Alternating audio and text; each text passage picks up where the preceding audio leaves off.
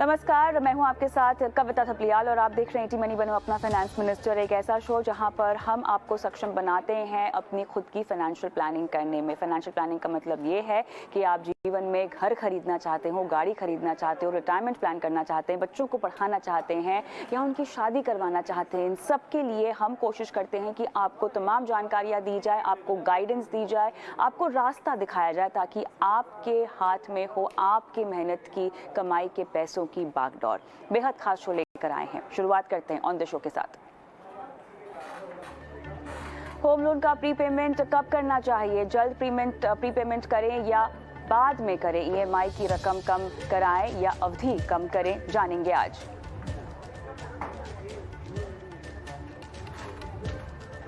बाजार में उतार चढ़ाव में क्या हो निवेश रणनीति? जानेंगे हमारे एक्सपर्ट से।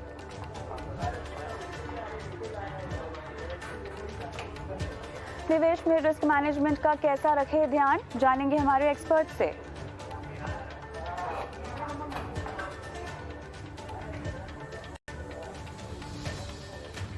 और साथ ही आपको बताएंगे कि अगर आपको अपनी पोर्टफोलियो की प्लानिंग करनी हो तो आपको अपने सवाल हम तक पहुंचाने होंगे। आपको अपने सवाल हमारे व्हाट्सएप नंबर पर भेजने होंगे। व्हाट्सएप नंबर आपकी स्क्रीन पे फ्लैश हो रहा है। ये वही नंबर है जहां पर हमें इंतजार होता है आपके सवालों का।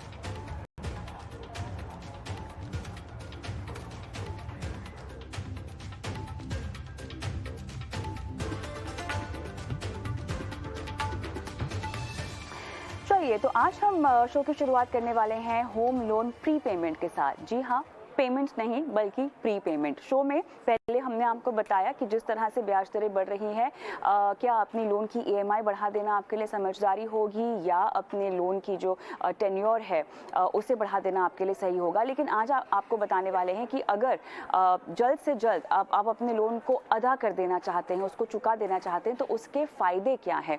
इसी पर आज हम विस्तार से बात करेंगे। हमारे साथ Abhinav Kaul, vice president strategic partnership bankbazaar.com जुड़ गए हैं। और अभिनव, स्वागत है आपका हमारी इस बेहद खास पेशकश में, जहां पर बारीकी में हम समझेंगे कि किस तरह से अगर आप अपने होम लोन की हम बात कर रहे हैं, जो कि एक अच्छा लोन माना जाता है, आपको बहुत सारे टैक्स बेनिफिट भी मिलते हैं, लेकिन जिस तरह से अब हम बढ़ती ब्याज दरों की साइकिल में शामिल हो चुके हैं अभिनव, अगर कोई प्रीपेमेंट करना चाहता है तो क्या हिसाब किताब बैठता है? मान लीजिए किसी ने अगर अपनी प्रीपेमेंट करने की योजना टाल रखी हो और कोई करना चाहता है, तो दोनों का कैलकुलेशन अगर मैं समझना चाहूँ तो कितनी बचत होगी, किस तरह से ये कैलकुलेशन वर्क करेगा? जी कविता ज़रूर। देखिए, प्रीपेमेंट एक तो बहुत बेसिक टूल है जिससे कि आप अपना डेट को या अपने कर्ज को कम कर सकते हैं अपने होम लोन में। तो बेसिकली प्रीपेमेंट होता क्या है, मैं अगले 30 सेकंड्स में बता देता हूँ। आपका जो भी लोन चल रहा है, बैंक या कोई भी फाइनेंसर आपको ये ऑप्शन देता है कि आप अपने लोन को समय-समय पे जो प्रिंसिपल आपका आउटस्टैंडिंग है, उसको आप प्रीपे कर सकते हैं। फॉर एग्ज़ाम्पल, अगर आपका 50 लाख का लोन चल रहा है और यदि आपके पास फंड्स अवेलेबल हैं, तो आप उस अमाउंट को वापस बैंक को दे सकते हैं और उतने अमाउंट से आपका जो ओवरऑल लोन है, वो कम हो जाता है और आगे का इंटरेस्ट उसके ऊपर लगता है। तो अगर मैं एक छोटा-सा एग्ज़ाम्पल लेकर के आपको समझाऊँ कि मान लीजिए 40 लाख का लोन चल रहा है 7.5% पे 20 साल के लिए, तो अगर कोई भी कस्टमर दूसरे साल में इसको 2 लाख रुपए से कम कराते हैं, तो ओरिजिनल उनका जो इंटरेस्ट था जो 37 लाख के आसपास आता, वो घट करके 32 लाख हो जाता है। 37 लाख से 32 लाख हो जाता है, यदि वो दूसरे साल में ही 2 लाख रुपए अपना प्रिंसिपल से कम करा लेते हैं। और यही 2 लाख रुपए मान लीजिए वो 7वें साल में जाकर के देते हैं बैंक को वापस, तो उनका जो ओरिजिनल इंटरेस्ट 37 लाख था, उससे वो कम होकर के केवल 34 लाख पे ही आएगा। तो यहाँ पे उनको 2 लाख रुपए का एक लॉस हो जाता है बेसिकली। तो जितना जल्दी आप अपने लोन को, होम लोन को प्रीपे करते हैं इनिशियल शुरुआत के सालों में, उतना बेनिफिट होता है कंज्यूमर को, क्योंकि इसमें जो इंटरेस्ट होता है वो फ्रंट लोडेड होता है। जो आपकी ईएमआई है उसमें इंटरेस्ट पोर्शन ज्यादा जाता है शुरुआती सालों में, और धीरे धीरे करके आपका जो प्रिंसिपल है वो बाद में जा करके बढ़ता है। तो हमेशा बेटर होता है, अच्छा होता है कि यदि आप इसको अपने शुरुआती सालों में लोन को प्रीपे करें। कविता। अभिनव, यहाँ पर जो आपने गणित बताया वो बहुत दिलचस्प है, लेकिन जब आप प्रीपेमेंट की बात करते हैं तो इसका मतलब ये भी है कि आपके पास उतना प्रबंध होना चाहिए, आपके पास उतनी राशि होनी चाहिए जिससे कि आप इसको चुका पाएँ, और इसके लिए ज़रूरी होती है फाइनेंशियल प्लानिंग करना। वैसे तो घर खरीदना ऐसा सपना है जिसको लेकर हर आम भारतीय जो है वो पहले से सोचते हैं, समझते हैं, पैसे इकट्ठा करते हैं, उसके बाद घर खरीदते हैं। लेकिन प्री पेमेंट एक ऐसा विषय है जिसके ऊपर थोड़ा सा आपको बजटिंग करनी पड़ती है। आपको ये देखना होता है कि आप जो पैसे चुका रहे हैं उसमें से आप कितना चुका पाएंगे, कितना निवेश कर पाएंगे, बाकी सारी चीज़ें भी आपको ध्यान में रखनी होती है। तो प्रीपेमेंट करने का निर्णय कितना सही है इस वक्त? क्या आपको ले ही लेना चाहिए? अगर अभी ताज़ा आपने लोन लिया है तो प्लानिंग करने के लिए भी आपके पास देखिए थोड़ा सा साल है ना। प्रीपेमेंट अगर 25 साल का लोन है या उससे ज़्यादा का लोन है तो कितने सालों में आपको ये प्रीपेमेंट करने की कोशिश कर देनी चाहिए? इसके बारे में थोड़ी सी जो आम सवाल आते हैं आपके जहन में वो ज़रा बताएं। जी। देखिए, जैसा मैंने आपको पिछले क्वेश्चन में भी बताया कि आप अपने लोन को जितना जल्दी प्रीपे करते हैं उतना आपके लिए बेनिफिट होता है, बिकॉज़ आखिरी के सालों में क्या होता है, आपका ज़्यादा प्रिंसिपल ही बचा होता है, इंटरेस्ट इनिशियली शुरुआती सालों में ऑलरेडी आप दे चुके होते हैं। तो ओवरऑल जो आपने बोला कि हाँ, बिल्कुल आपको बजट करके चलना होता है एज़ अ कस्टमर। जब आप होम लोन लेते हैं तो ये एक काफी बड़ा लोन होता है, इनफैक्ट सबसे बड़ा लोन होता है किसी भी व्यक्ति के अपने पूरे जीवन में, और ज्यादातर वो एक ही ऐसा होम लोन लेते हैं। तो इसके लिए डेफिनेटली बहुत प्लानिंग की जरूरत है। आपको इसको सोच के चलना चाहिए कि मेरे पास कब कब फंड्स की अवेलेबिलिटी होगी, मेरे पास कब पैसा आएगा दूसरे साल में या तीसरे साल में या 5वें साल में, मैं कब इसको लमसम बैंक को वापस कर पाऊंगा या कर पाऊंगी। और अलग-अलग तरीके से आप कर सकते हैं। आप साल में हो सकता है 2 या 3 बार भी इसको रीपे कर सकते हैं, जब-जब आपके पास फंड्स आते हैं, या आप एक बुलेट पेमेंट करके भी इसको रीपे कर सकते हैं, यानी कि एक सिंगल आपने अमाउंट किया और उससे आपका प्रिंसिपल जो है वो कम हो जाता है। बट ऑब्वियसली एक आपको डेफिनिटली प्लानिंग की जरूरत है, और सबसे बेस्ट होता है, मान लीजिए आपने 25 साल का लोन लिया है, तो शुरुआत के 5 से 7 सालों में मैं कहता हूं सबसे ज्यादा आपका जो इंटरेस्ट लोड होता है वो यहाँ पे बिल्टअप होता है। तो जितना जल्दी आप शुरुआती 1 से 7 साल के बीच में जितना इस लोन को प्रीपे करते हैं, उतना आपको मैक्सिमम बेनिफिट मिलता है इंटरेस्ट के ऊपर, उतने से आपका इंटरेस्ट जो होता है वो कम हो जाता है। चलिए, बहुत बढ़िया। लेकिन क्या ज़रूरी है प्रीपेमेंट कर देना?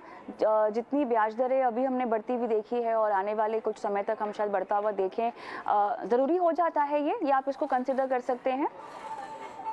जी, जी, बिल्कुल कविता। यदि मैं कहता हूं अगर कंज्यूमर्स के पास आज की डेट में अगर लिक्विडिटी है, जिन्होंने होम लोन लिया है और उनका शुरुआती सालों का लोन चल रहा है, जैसे कि मैंने पहले भी बोला, तो बिल्कुल लोन को प्रीपे करना एक बहुत ही अच्छा डिसीजन होगा। क्योंकि उससे आपकी ओवरऑल इंटरेस्ट लायबिलिटी जो है वो कम हो जाती है। बट इसमें ऑब्वियसली बहुत सारे फैक्टर्स और जुड़े होते हैं, कि सबसे पहला तो और सबसे बड़ा है कि आपके पास फंड्स की अवेलेबिलिटी है भी कि नहीं है। ऐसा ना हो कि आप अपने ऐसे इमरजेंसी फंड्स या इंपॉर्टेंट फंड्स को आप प्रीपेमेंट में लगा दें जिससे कि बाद में आपको दिक्कत आ जाए। तो एक प्लान करके चलें, और ओवरऑल प्रीपेमेंट एक अच्छी चीज है यदि आपके शुरुआती सालों का लोन चल रहा है। क्योंकि मान लीजिए आप 15 साल का लोन पे कर चुके हैं और अब आपका सिर्फ 10 साल का ही लोन बचा है 25 साल के टेन्योर में, तो यदि आप अपना खुद एक मैथ लगाएंगे, गणित करेंगे, तो इस गणित में आपको दिखेगा कि क्योंकि आपका ज्यादा इंटरेस्ट पोर्शन तो आप दे चुके हैं ज्यादातर, अब आपका सिर्फ प्रिंसिपल अमाउंट ज्यादा बच रहा है, तो उस पैसे को यदि आप चाहें तो कहीं और निवेश के लिए भी लगा सकते हैं, बट वो एक अलग डिस्कशन हो जाता है। लेकिन जब भी कोई कंज्यूमर सोचते हैं, कस्टमर सोचते हैं कि मुझे प्रीपेमेंट करना है, तो इन 2-3 चीजों का खास ध्यान रखें कि कितना समय उनका हुआ है, ओवरऑल उनके पास लिक्विडिटी कितनी अवेलेबल है, और डेफिनेटली एक अपना गणित करें इसके ऊपर पूरा अपना एनालिसिस करें, और हर इंडिविजुअल के लिए ये एक अलग मैथ निकल के आएगा, और उसके बेसिस पे डिसीजन ले तो सबसे बेस्ट रहता है।